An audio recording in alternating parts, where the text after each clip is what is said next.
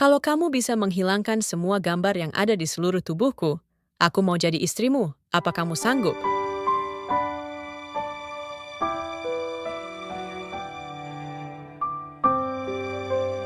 Malam di Jakarta tidak pernah benar-benar sepi. Namun di gang sempit di balik gedung-gedung beton Sudirman, kesunyian terasa mencekam. Najib baru saja melangkahkan kakinya keluar dari sebuah seminar medis. Jas dokter yang tersampir di lengannya terasa berat. Seberat pikirannya tentang teknologi laser terbaru yang baru saja ia pelajari di Jerman. Tiba-tiba, suara benturan keras menghantam tempat sampah besi mengejutkannya. Najib terhenti. Di balik bayangan lampu jalan yang temaram, ia melihat pemandangan yang menghentikan napasnya. 3 pria bertubuh besar sedang menyudutkan seorang wanita. Wanita itu mengenakan tank top hitam yang robek di bagian bahu, menyingkapkan pemandangan yang mengerikan sekaligus artistik. Kulit bahunya hingga leher dipenuhi tato mawar hitam yang tampak seperti lilitan kawat berduri. Mau lari kemana kamu? Sylvie, kamu itu aset. Kamu pikir setelah bos mengeluarkan banyak uang untuk menghias tubuhmu, kamu bisa pergi begitu saja? Bentak salah satu preman sambil menjambak rambut wanita itu. Sylvie, wanita itu, tidak menangis. Ia justru meludah ke arah pria tersebut. Hiasan? Ini bukan hiasan, ini penjara. Aku bukan papan tulis kalian. Plak, sebuah tamparan keras mendarat di pipi Sylvie, membuatnya tersungkur tepat di dekat kaki Najib yang berdiri terpaku. Hei, berhenti, teriak Najib. Suaranya bergetar, namun tegas. Ia melangkah maju, memposisikan dirinya di depan Sylvie yang masih terduduk di aspal. Ketiga preman itu tertawa meremehkan. Lihat ini, ada pahlawan kesiangan pakai kacamata. Minggir, dokter, atau tangan halusmu itu akan kami patahkan. Najib tidak bergeming. Ia merogoh ponselnya. Aku sudah menekan nomor darurat. Dalam 3 menit, polisi akan menutup gang ini. Pergi sekarang atau kalian membusuk di penjara. Melihat ketenangan Najib yang tidak wajar, ketiga preman itu saling berpandangan. Dengan umpatan kasar, mereka akhirnya mundur dan menghilang ke dalam kegelapan malam. Najib segera berlutut, mencoba menyentuh bahu Sylvie untuk membantunya berdiri. Namun, Sylvie menepis tangan itu dengan kasar. Jangan sentuh aku, bentak Sylvie. Ia berdiri dengan tertatih, nafasnya memburu. Di bawah sinar lampu jalan yang redup, Najib baru menyadari skala seni di tubuh wanita itu. Bukan hanya di bahu, tato itu menjalar ke lengannya, naik ke pangkal leher, bahkan ada sisa guratan tinta yang mengintip dari balik celana jeansnya yang sobek. Kamu terluka, Nona. Sudut bibirmu berdarah, ucap Najib lembut, mencoba mengatur ritme jantungnya yang masih berdegup kencang. Sylvie menatap Najib dengan tatapan kosong, penuh kebencian sekaligus kerapuhan. Jangan kasihan padaku, dokter. Kamu lihat ini. Ia menunjuk tato di lengan kirinya yang bergambar rantai. Ini bukan tren. Ini kutukan. Tubuhku ini monumen kegagalan dan kehinaan. Pergi sebelum kau tertular sialku. Najib terdiam. Sebagai spesialis kulit, ia melihat lebih dari sekadar tinta. Ia melihat jaringan parut yang dipaksakan, ia melihat trauma yang disuntikan ke dalam pori-pori. Tato itu bisa dihapus, Sylvie. Sylvie tertawa getir, tawa yang terdengar seperti pecahan kaca. Dihapus?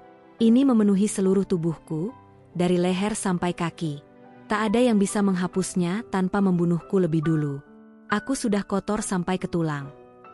Wanita itu berbalik, menyeret langkahnya yang lemas meninggalkan Najib. Najib terpaku di sana, memandangi punggung Sylvie yang penuh dengan gambar gelap yang seolah mencekik kecantikannya. Aku bisa melakukannya, bisik Najib pada angin malam. Aku akan menghapus penjara itu dari kulitmu. Seminggu telah berlalu sejak malam berdarah di lorong itu, namun bayangan wanita dengan penjara tinta itu tidak sedetik pun hilang dari pikiran Najib. Di kliniknya yang mewah dan serba putih di kawasan Jakarta Selatan, Najib sedang menatap layar monitor yang menampilkan struktur pigmen kulit, sampai suara pintu geser otomatis terbuka pelan.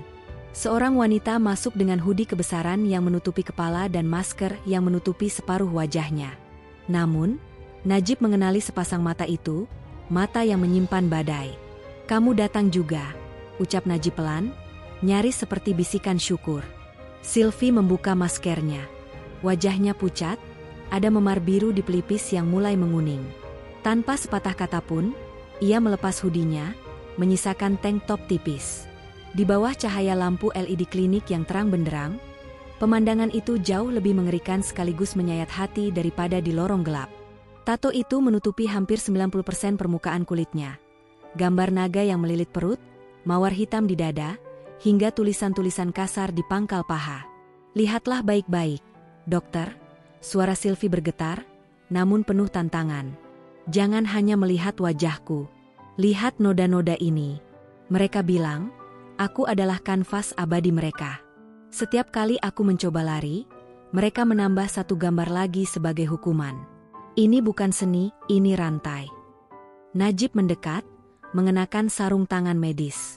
Dengan gerakan yang sangat sopan, ia meminta izin untuk memeriksa tekstur kulit di lengan Sylvie. Ini tinta karbon kelas rendah, tertanam terlalu dalam. Mereka mengerjakannya dengan kasar, Sylvie. Ini menyebabkan peradangan kronis. Sylvie memalingkan wajah, setetes air mata jatuh membasahi pipinya. "Bara, lelaki yang memilikiku, dia bilang aku tidak akan pernah bisa bersih. Dia bilang, bahkan jika aku mati, malaikat akan jijik melihat kulitku. Dia ingin aku merasa sampah seumur hidupku." Najib menatap mata Sylvie dalam-dalam, mengabaikan jarak profesional mereka. "Bara salah. Teknologi laser Pico-Secon yang kupunya bisa menghancurkan pigmen ini sampai menjadi debu. Tapi, perjalanannya akan sangat panjang. Dan sangat menyakitkan." Sylvie mengepalkan tangannya hingga buku-buku jarinya memutih. Ia menatap Najib dengan tatapan yang sangat tajam, seolah sedang mempertaruhkan sisa harga dirinya. "Aku tidak takut sakit fisik. Aku sudah terbiasa dipukuli sampai pingsan," ujar Sylvie dengan nada dingin yang mengiris hati. "Tapi aku tidak punya uang untuk membayar semua prosedur mahal ini. Aku hanya punya tubuh ini. Tubuh yang penuh noda ini." Ia melangkah maju, memperkecil jarak hingga Najib bisa mencium aroma sisa parfum murah dan keringat ketakutan dari tubuh Sylvie. "Najib, dengarkan aku," bisik Sylvie, suaranya kini serak oleh emosi yang meluap. "Kalau kamu memang sehebat yang kamu katakan, kalau kamu benar-benar bisa hilangkan semua tato yang melekat di seluruh tubuhku ini, tanpa sisa sedikit pun, aku bersumpah." Najib menahan napas. "Aku mau dinikahi kamu. Aku akan menyerahkan seluruh hidupku padamu. Dan aku janji, setelah kulitku bersih kembali, aku akan memuaskanmu setiap malam.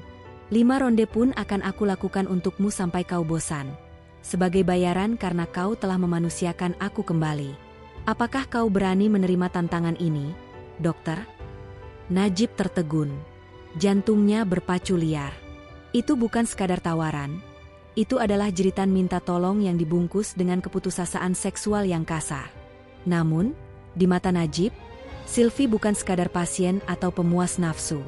"Aku terima tantanganmu, Sylvie," jawab Najib mantap, suaranya berat dan penuh komitmen.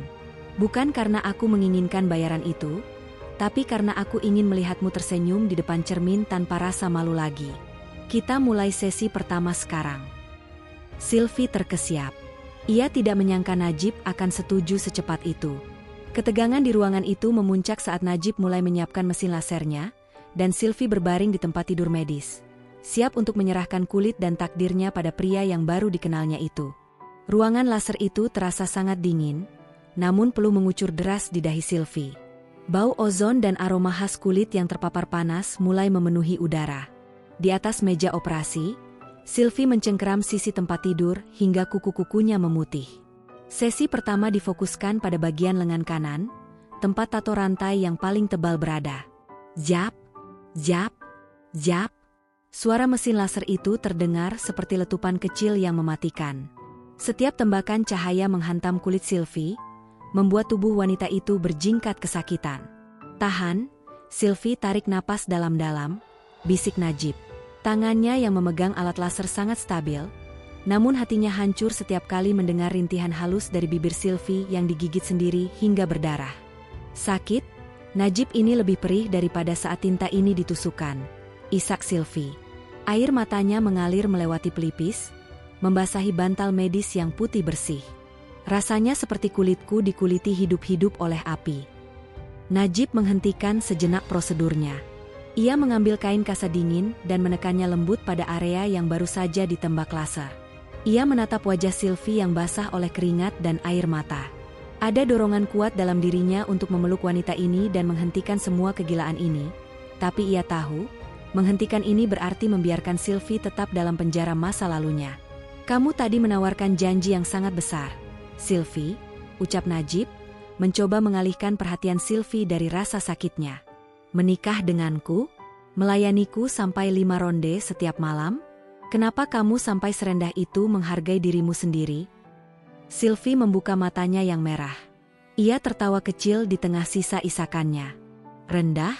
Bagiku itu adalah harga tertinggi yang bisa kuberikan. Bagimu, ini mungkin hanya pekerjaan medis. Tapi bagiku, ini adalah operasi pembersihan jiwa. Jika kulitku bersih, aku merasa layak menjadi manusia lagi. Dan jika aku menjadi manusia lagi, aku ingin memberikan hidupku pada pria yang berhasil memerdekakanku. Apakah kamu merasa tawaran, pelayanan, itu terlalu vulgar untuk telinga doktermu yang terhormat?" Najib terdiam sejenak, lalu kembali menyalakan mesin. "Bukan vulgar, Sylvie.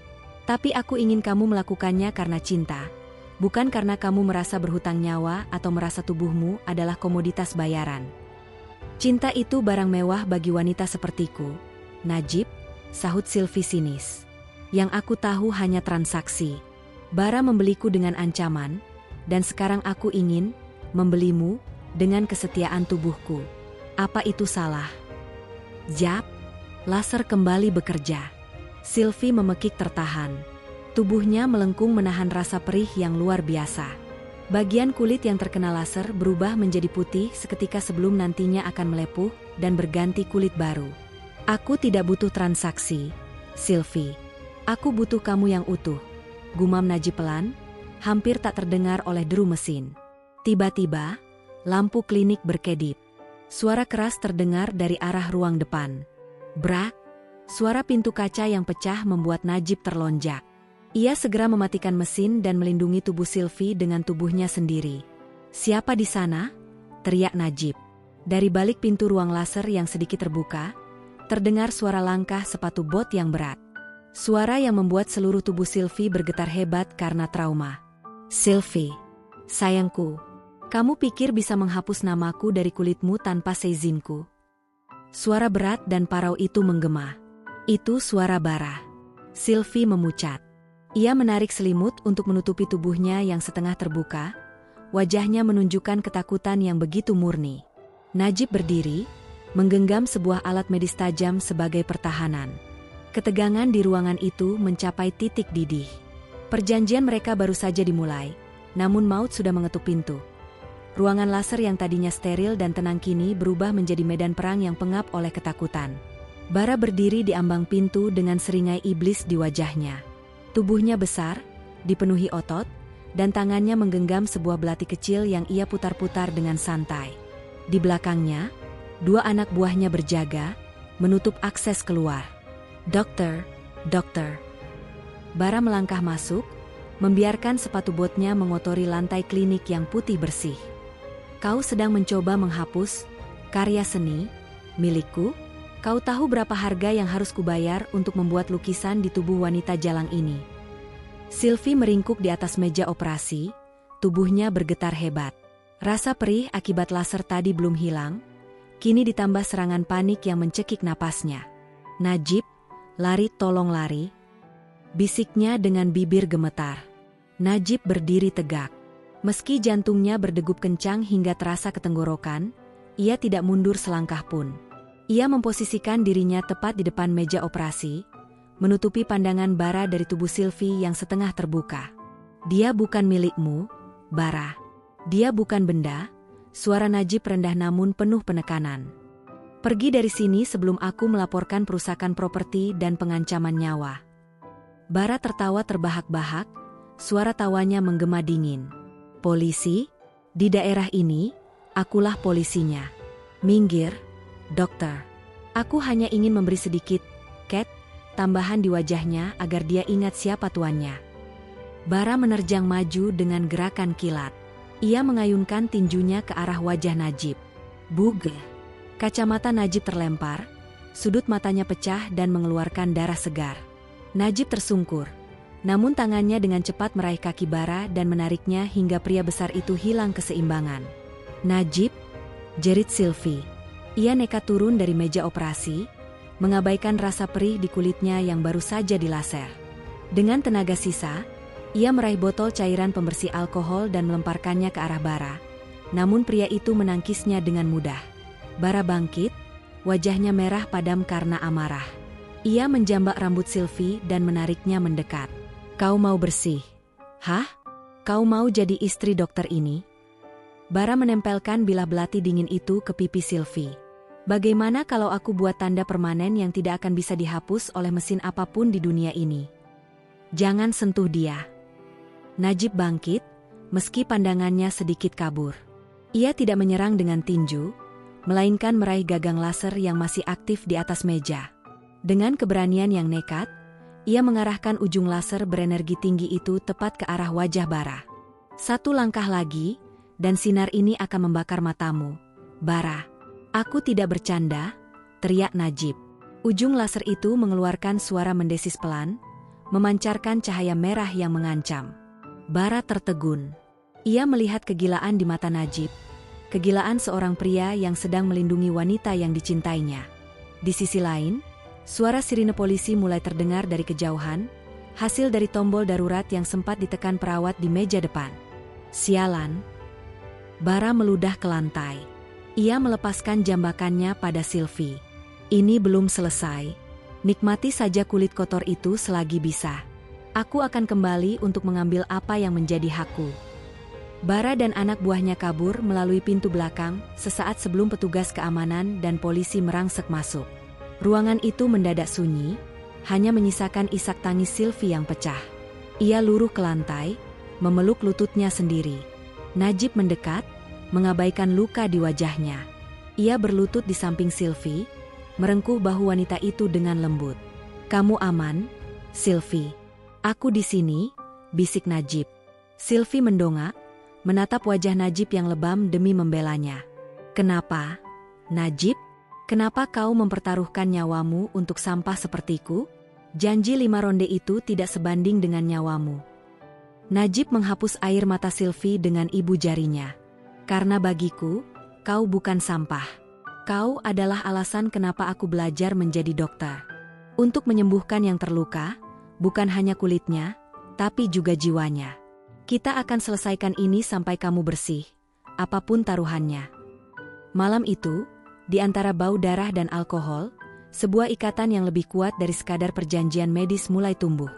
Mereka bukan lagi sekadar dokter dan pasien. Mereka adalah 2 jiwa yang sedang berjuang melawan kegelapan yang sama. Klinik yang tadinya putih bersih kini tampak seperti zona perang. Pecahan kaca berserakan, dan aroma ketakutan masih menggantung di udara. Najib tahu, Bara tidak akan berhenti. Pria seperti itu tidak mengenal kata menyerah. Dia hanya mengenal kepemilikan. Kita tidak bisa tinggal di sini, Sylvie. Dia tahu setiap sudut tempat ini, ucap Najib sambil memasukkan beberapa peralatan laser portabel dan obat-obatan ke dalam tas medisnya. Sylvie duduk di sudut ruangan, memeluk dirinya sendiri. Hoodie besarnya kembali dikenakan, menutupi luka bakar laser yang masih terasa nyut-nyutan. Dia akan memburumu, Najib. Kamu seharusnya membiarkan dia membawaku tadi. Sekarang kamu masuk ke dalam daftar hitamnya. Kamu punya masa depan, sedangkan aku... Najib menghentikan aktivitasnya, lalu berjalan mendekati Sylvie. Ia berlutut sehingga mata mereka sejajar. Berhenti mengatakan hal itu. Masa depanmu adalah masa depanku juga sejak aku menerima tantanganmu. Sekarang, ikut aku. Najib membawa Sylvie menuju sebuah mobil SUV hitam yang terparkir di basement tersembunyi. Mereka membelah jalanan Jakarta yang mulai sepi, menuju ke arah selatan, ke sebuah rumah peristirahatan milik keluarga Najib yang tersembunyi di kaki gunung. Selama perjalanan, keheningan menyelimuti mereka. Hanya suara deru mesin dan napas Sylvie yang masih sedikit tersengal. Najib sesekali melirik Sylvie dari kaca spion tengah. Wanita itu menatap keluar jendela, melihat lampu-lampu kota yang memudar berganti dengan pepohonan gelap. Najib, panggil Sylvie pelan. Kenapa kamu belum menanyakan soal janji itu lagi? Tentang bagaimana aku akan melayanimu nanti. Najib tersenyum tipis, meski sudut bibirnya terasa perih akibat pukulan bara. Karena aku tidak ingin kamu merasa seperti sedang mencicil hutang. Aku ingin kamu fokus pada penyembuhanmu. Luka laser itu butuh waktu untuk pulih sebelum kita masuk ke sesi berikutnya. Tapi aku serius. Najib, potong Sylvie, suaranya kini lebih tegas. Ia menoleh ke arah Najib. Aku wanita yang memegang kata-kata.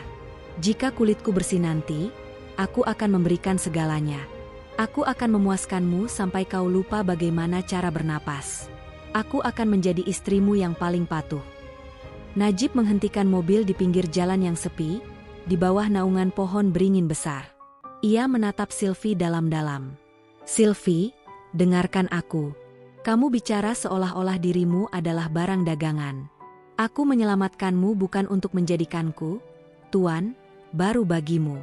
Aku ingin kamu mencintai dirimu sendiri dulu sebelum kamu mencoba mencintaiku atau memuaskanku. Sylvie terdiam. Matanya berkaca-kaca. Selama bertahun-tahun, ia hanya dianggap sebagai properti oleh bara. Baru kali ini, ada pria yang melihatnya sebagai manusia yang memiliki hak atas perasaannya sendiri. Bagian punggungmu itu yang paling parah. Lanjut Najib dengan nada profesional namun lembut. Tato naga itu, tintanya masuk sampai ke lapisan dermis terdalam. Besok, di rumah peristirahatan, aku akan memulai sesi yang paling berat. Itu akan jauh lebih sakit dari sebelumnya. Sylvie menarik napas panjang, lalu menggenggam tangan Najib yang berada di atas kemudi. Genggamannya erat, seolah takut jika ia melepaskannya, ia akan jatuh kembali ke tangan bara. Lakukan saja. Bakar semua tinta itu. Biar rasa sakitnya menghapus setiap sentuhan bara yang pernah tertinggal di sana. Aku siap, Najib. Aku ingin bersih untukmu. Di bawah sinar bulan yang pucat, mereka melanjutkan perjalanan. Di belakang mereka, tanpa disadari, sebuah motor besar dengan lampu dimatikan mengikuti dari kejauhan. Bara tidak melepaskan mangsanya semudah itu. Ancaman itu nyata, sedekat hembusan napas di tengkuk mereka.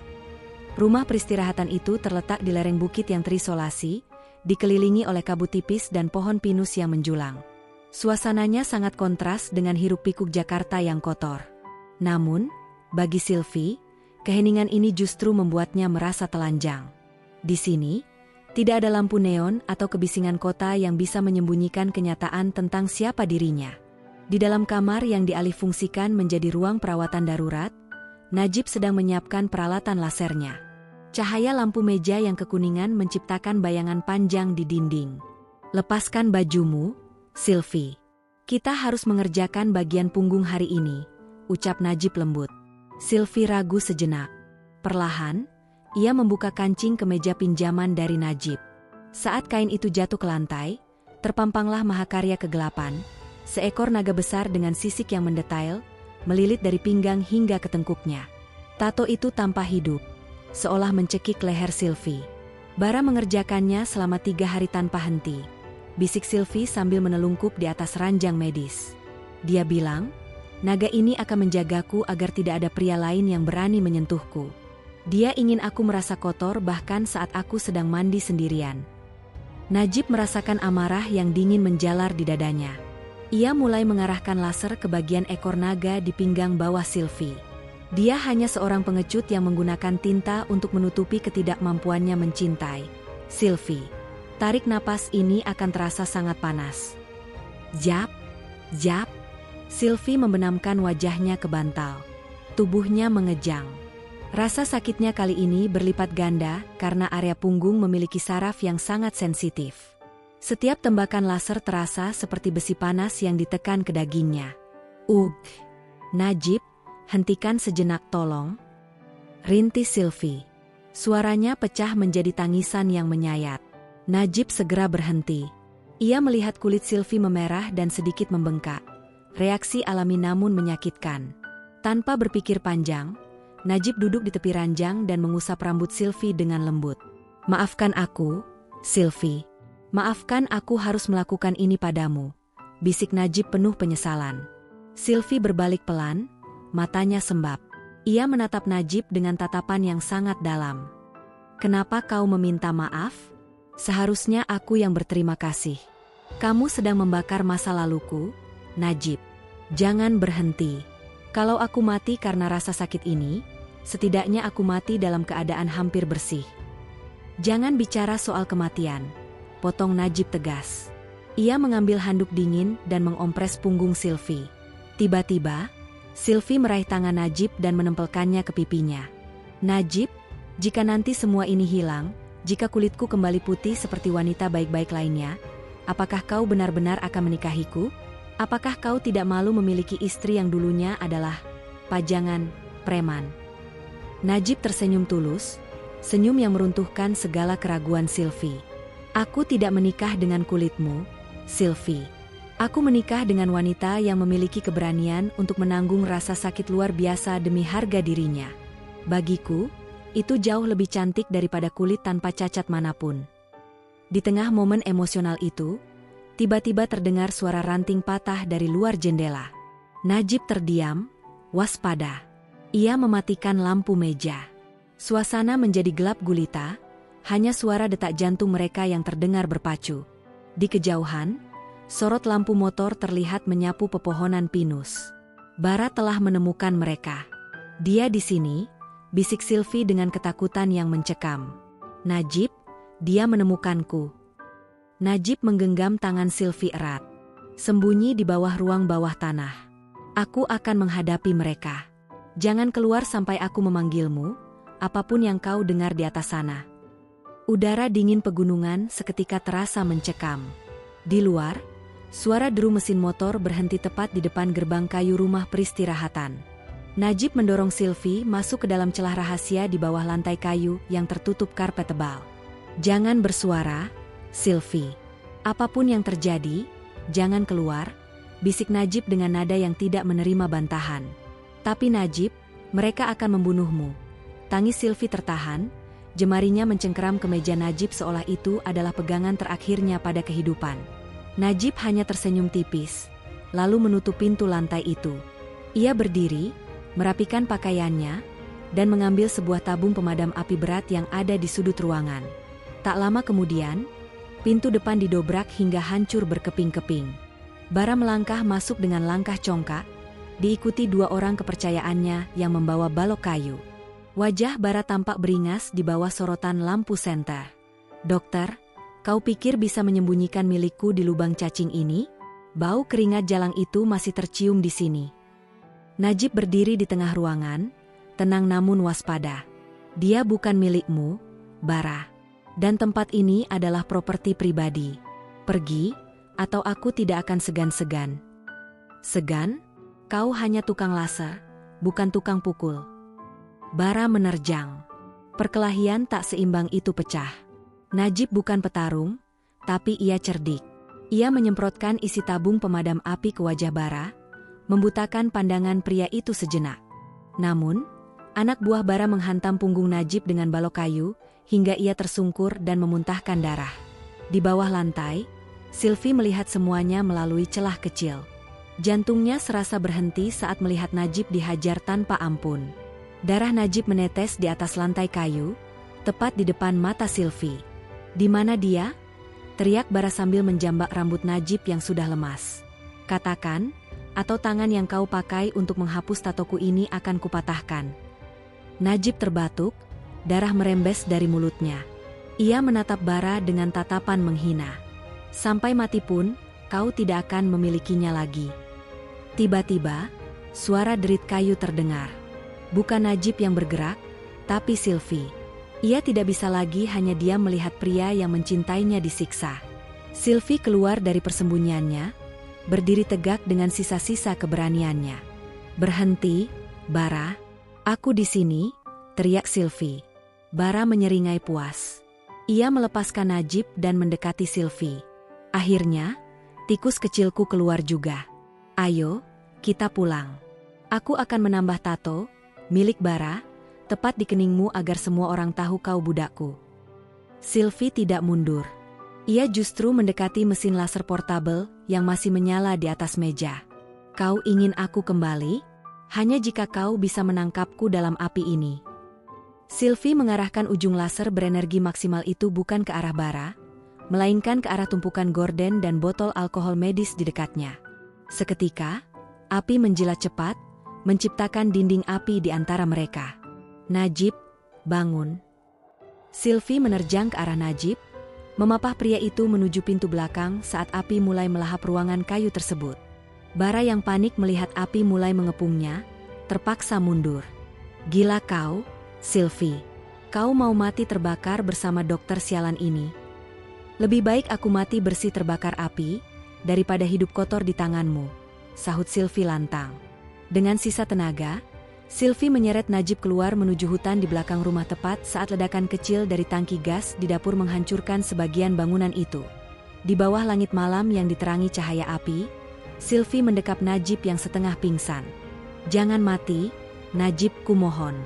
Kulitku hampir bersih, kau harus melihatnya, kau harus menikahiku. Isak Sylvie di tengah rintik hujan yang mulai turun, membasuh darah dan jelaga di wajah mereka. 3 minggu telah berlalu sejak malam mengerikan di rumah peristirahatan itu. Bara dan kawanannya telah diringkus polisi setelah terjebak dalam kebakaran yang mereka picu sendiri. Kini, suasana berubah menjadi sangat tenang di sebuah ruang pemulihan pribadi yang dijaga ketat. Bau asap dan darah telah digantikan oleh aroma esensial lavender yang menenangkan. Najib duduk di kursi roda dengan perban melilit di tulang rusuk dan kepalanya, namun matanya tetap fokus pada satu titik, punggung Sylvie. Ini adalah sesi terakhir. Sesi pembersihan sisa-sisa pigmen yang membandel. Sedikit lagi, Sylvie. Hanya sedikit lagi, bisik Najib.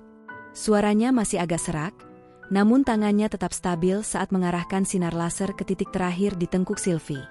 Jap, jap. Sylvie tidak lagi menjerit. Ia hanya memejamkan mata, membiarkan butiran keringat dingin mengalir di pelipisnya. Ia sudah melewati neraka, dan rasa sakit ini hanyalah sisa-sisa kecil dari perjuangannya.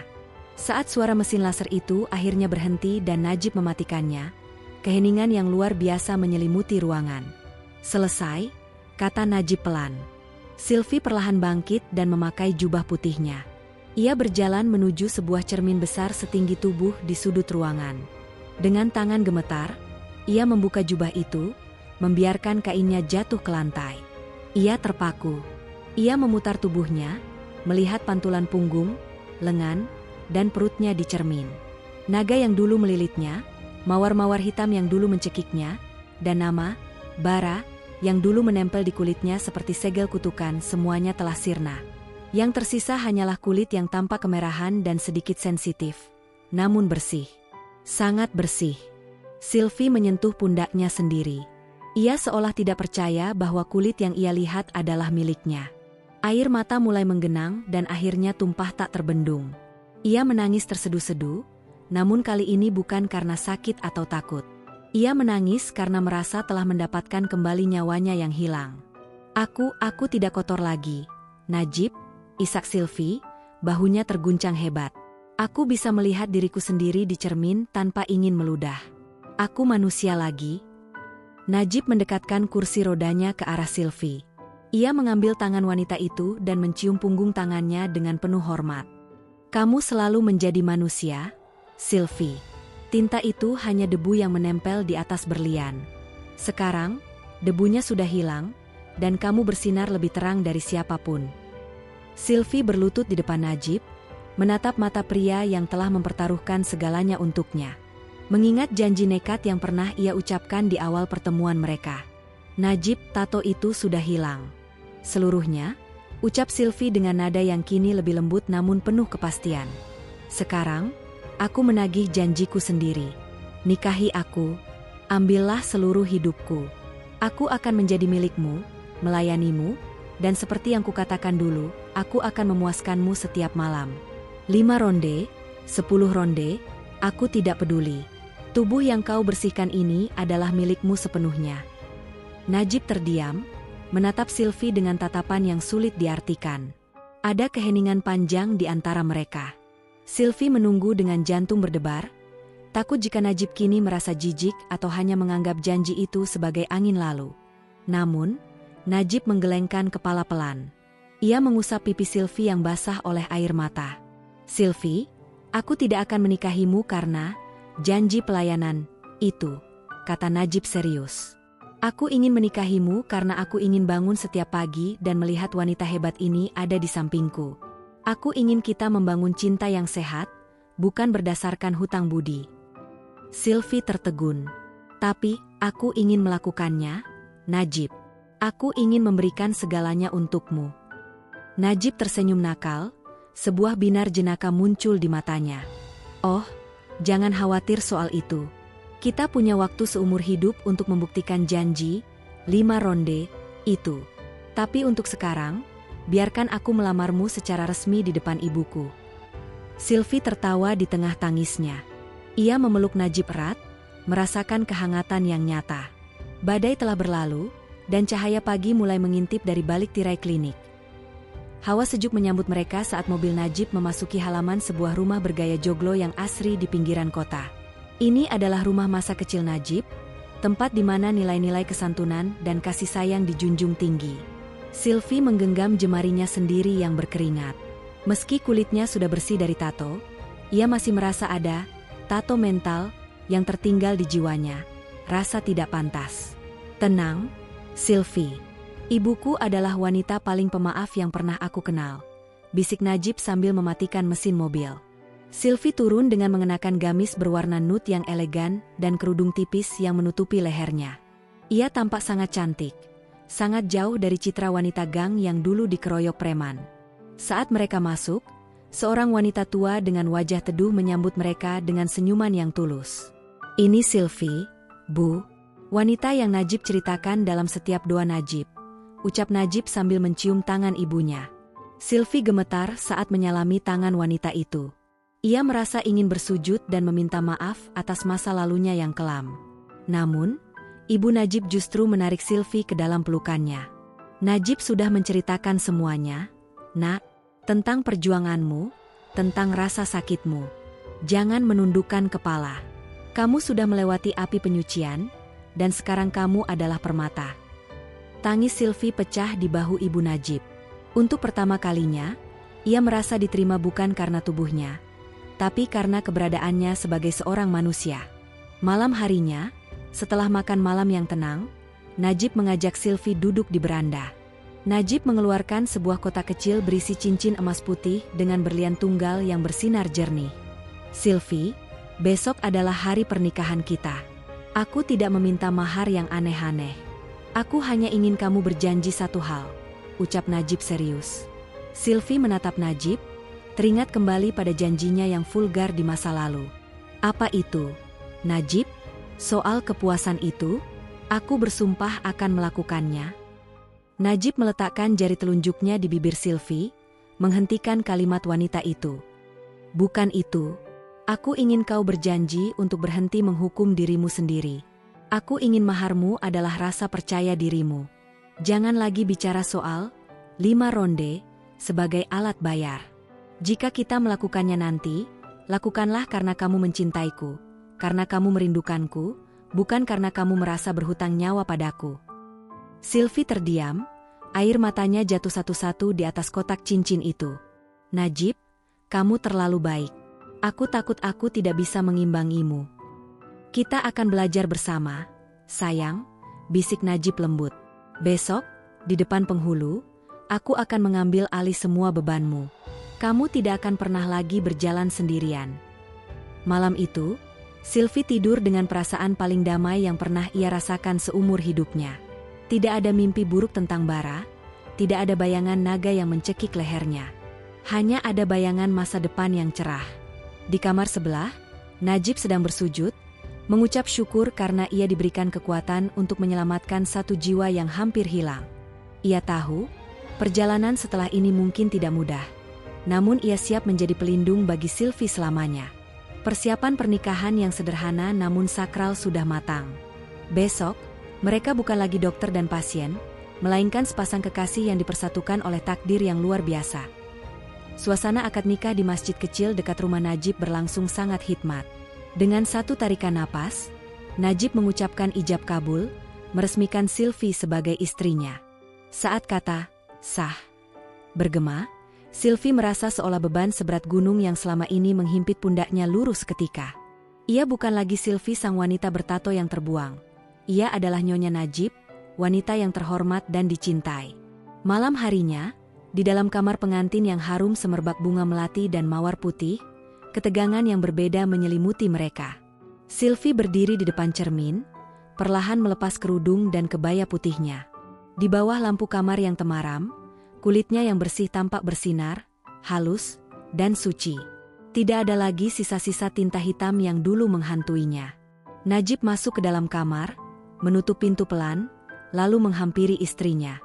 Ia berdiri di belakang Sylvie, menatap pantulan kecantikan wanita itu di cermin.